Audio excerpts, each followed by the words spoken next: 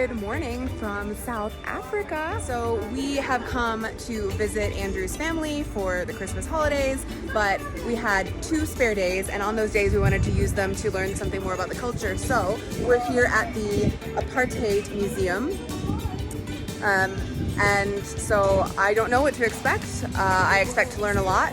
We're here, none of us have ever been here, so Andrew hasn't been here, his mom hasn't been here, obviously my mom hasn't been here. But the first interesting thing that we've done is basically when they issue your tickets, they give you randomly assigned black or white, and you can see you actually go in through different entrances based on that. So let's go see what it's all about. So because I have a white ticket, I'm going to go through the white store, but Andrew and his mom have non-white tickets, so they've gone through the non-white store.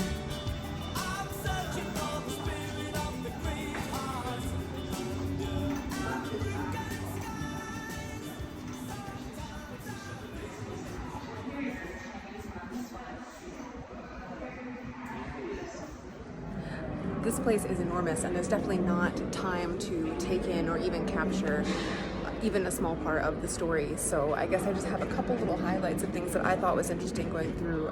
I can't claim that it's any sort of coherent, complete picture of the story, but it's just far too big a museum and big an issue and big a history to try and capture in a small little video like this. But I hope I could share some interesting tidbits. What we're learning here is that people were divided into categories based on their race, which I think we're all familiar with, but what it's focusing in on here is the idea that the people who are making those decisions really had no special training, and there wasn't an awful lot of thought that went into making those decisions. It was very superficial based on your appearance and your facial features.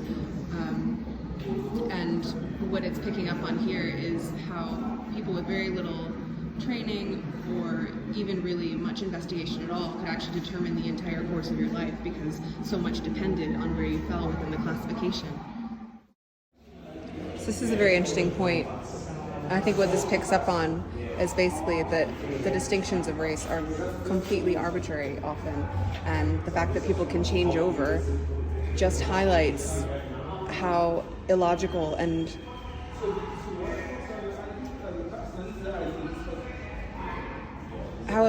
problematic it is to try and distinguish people based on race, when really we all exist on a spectrum and everything. So I'm sorry if it's sort of noisy in here. There's a lot of multimedia and stuff going on, but something I think is particularly interesting is the foretrekkers, which is basically the American equivalent of pioneers, people who left the Cape area and moved inland, and basically did it.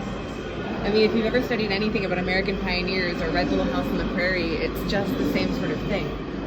And then there's also a monument in Pretoria called the Voortrekker Monument. And Voortrekker, like etymologically, you can just understand the derivation. It's foretrekker, so trekker, obviously, and then for like at the forefront, so people who sort of marched on ahead.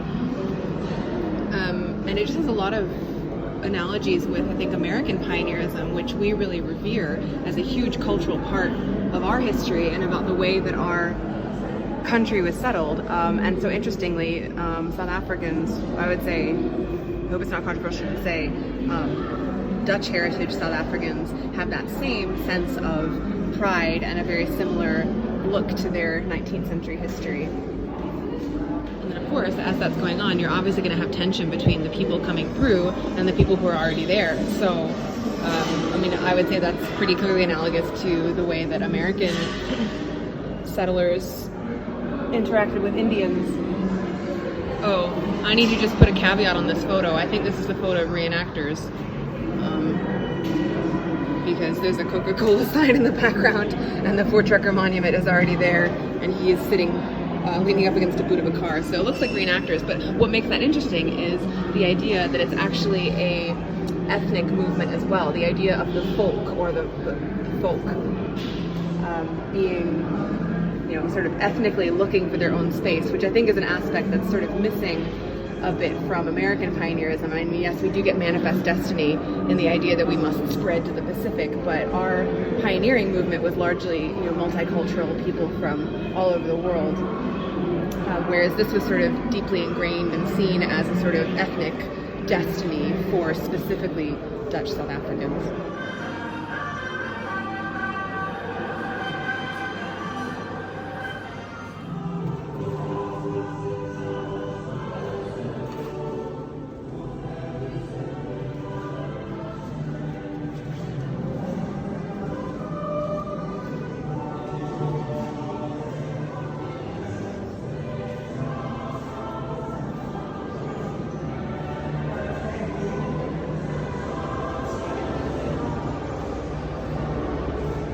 So the reason I did a little bit of filming in this room particularly is because I was really struck by the way it sort of, we've gone through the whole museum, we've been here for a few hours, and then you sort of open up into this room with, a bunch of beautiful idealistic words and huge letters on the wall, and then this sort of rubbly stuff behind me, which I guess is symbolic of something, and then, the huge South African flag on the wall behind, the new South African flag, and then couldn't help but be struck by the triumphant, grandiose music that we get, and I sort of, I'm going to be a little bit honest, I'm a little uncomfortable with the sort of overt emotionalism and sort of overt triumphalism of the end to this museum. I don't have any political stance. I don't know enough about any of this to have a political stance, but as far as museums and an historical interpretation go, I feel like it's sort of problematic. It makes me slightly uncomfortable to have an overt, emotion dictated to you at the end of an educational experience. So I don't think that's controversial to say. I think that's okay to say. So yeah, that was the Apartheid Museum.